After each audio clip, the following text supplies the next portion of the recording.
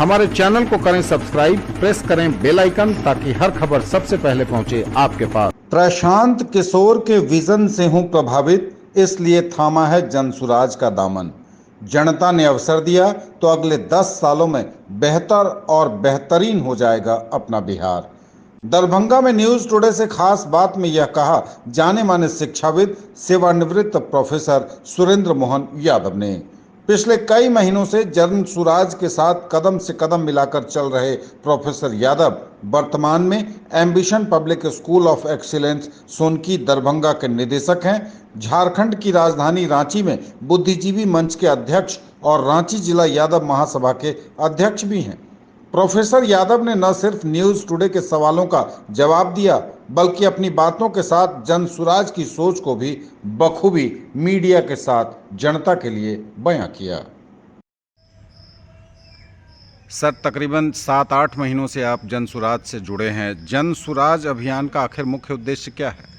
मुख्य उद्देश्य जनसुराज अभियान का है कि एक बेहतर और समृद्ध समाज की परिकल्पना है। एक बेहतर एवं समृद्ध समाज जब बनेगा तो एक सुदृढ़ राजनीतिक व्यवस्था होगी और ये अभियान जो है इसके मद्देनज़र हम अच्छे लोग सुयोग्य व्यक्ति को लाना चाहते हैं और जनसुराज का मुख्य उद्देश्य यह है। जनसुराज का जब भी अभियान शुरू हुआ है, प्रशांत जी गांव-गांव जा कर के ये कहना शुरू किए हैं कि आप जागिए, जागरूक होइए, ताकि आप एक नया सकारात्मक सरकार बना सकिए। तो जैसे कि कोई भी पार्टी या संगठन का निर्माण होता है तो चुनाव सबसे पहला मुद्दा होता है। क्या जनसुराज अगले विधानसभा चुनाव में किस्मत आजमाएगा? जी बिल्कुल आजमाएगा। जनसुराज का पहला ये उद्देश्य है कि हम अगली जो 2025 में चुनाव होने जा रहा है वो 243 सीट पर अपना उम्मीदवार उतारेगी और अच्छे लोगों को लाकर एक नई व्यवस्था परिवर्तन करेंगे। तो किसी से गठबंधन की भी कोई गुंजाइश? जी नहीं, कोई गुंजाइश नहीं है। ये अकेले 243 सीट पर लड़ेंगे। हर सीट पर? हर सीट पर 243 सीट पर।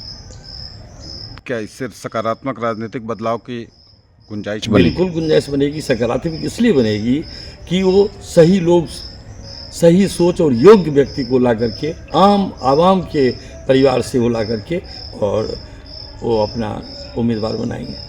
प्रशांत किशोर लगातार छाए हुए हैं, क्या बिहार के लिए एक दूरदर्शी नेता वो साबित होंगे क्या? बिल्कुल इसलिए साबित होंगे कि प्रशांत किशोर एक, आपने या और लोगों के माध्यम से आपने उनका भाषण सुना होगा, वो बार बार जहाँ भी जाते हैं अपने भाषण में कहते हैं कि जब हम समाज में जाते हैं तो लोगों को, अपने बच्चों के लिए कहते हैं कि वोट करो।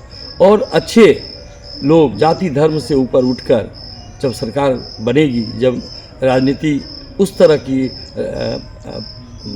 मुकाम पर पहुंचेगी तो निश्चित तौर पर एक अच्छे व्यवस्था होगी। और प्रशांत किशोर, ये अभी तक की जो सरकार बनी है, अभी तक का बिहार 13 करोड़ का यह बिहार लगभग है, लेकिन 1200 से 1300 परिवार ही इस राजनीतिक पर अपना वर्चस्व कायम किए हुए हैं।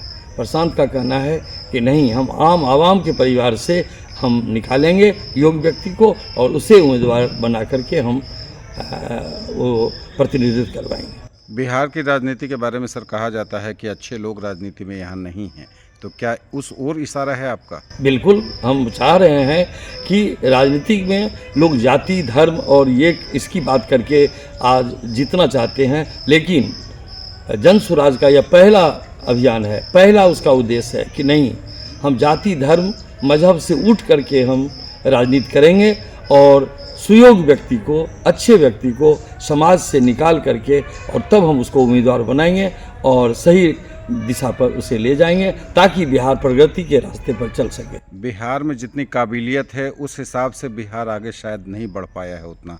आगे 10 सालों में क्या बिहार बदलेगा अगर प्रशांत है? बिल्कुल बदलेगा। प्रशांत का यह उद्देश्य है कि हम अगर सही लोग हमको साथ दिए, सही लोग इस रास्ते से आके जुड़े और जाति धर्म को छोड़कर ठीक योग्यता पर किए, अपनी बातों को रखे और समाज के जन समस्या को अगर वह लेकर चले तो निश्चित तौर पर आगे आने वाला 10 वर्षों में बिहार और लोगों की अपेक्षा और सरकारों की अपेक्षा एक अलग।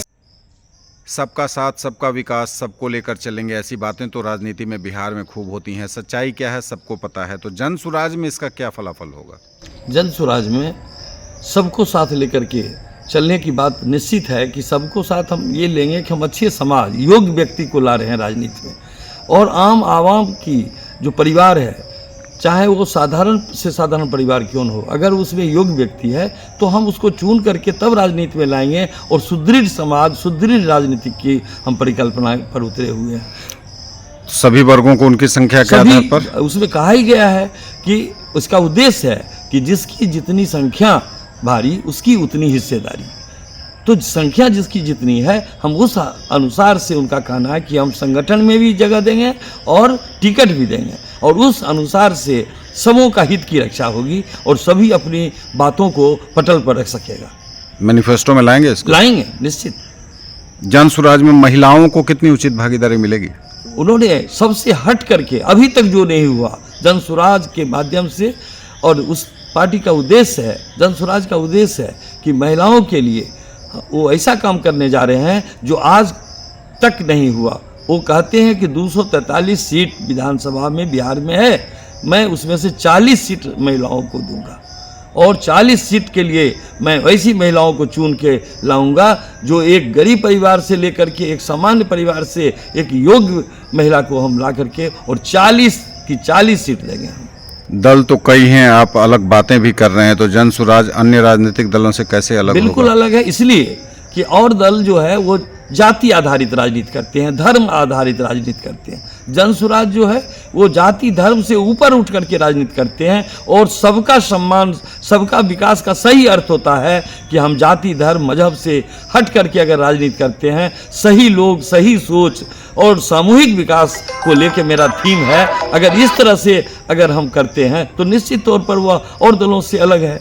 हम तो ये बात करने चले हैं कि नहीं, हम जाति मजहब धर्म किसी की बात को हम नहीं रखेंगे, सबका अधिकार है, और सही लोग, सही सोच के लोग जो आएंगे मेरे साथ, हम उनको नुमाइंदा बनाएंगे। इस तो निश्चित तौर पर वो और पार्टी से अलग है। और जगह जो है, और दल में जो है परिवारवाद होता है, और जगह में क्या है कि जातिवाद होता है। इसमें तो पहला काम है कि नहीं, हम जाति आधारित नहीं, धर्म आधारित नहीं, हम सबों को एक साथ लेके सब धर्मों का सम्मान करते हुए संख्या के आधार पर तो हमने कहा ही, और हम सही लोग, सही सोच के अनुसार हम ये विकास करेंगे और सुदृढ़ सरकार बनाने की प्रयास करेंगे। डॉक्टर साहब, न्यूज़ टुडे से आपने इतनी बात की, जन सुराज की बातों को हमारे माध्यम से दर्शकों तक के लिए रखा, आपका बहुत बहुत आभार। आपका भी।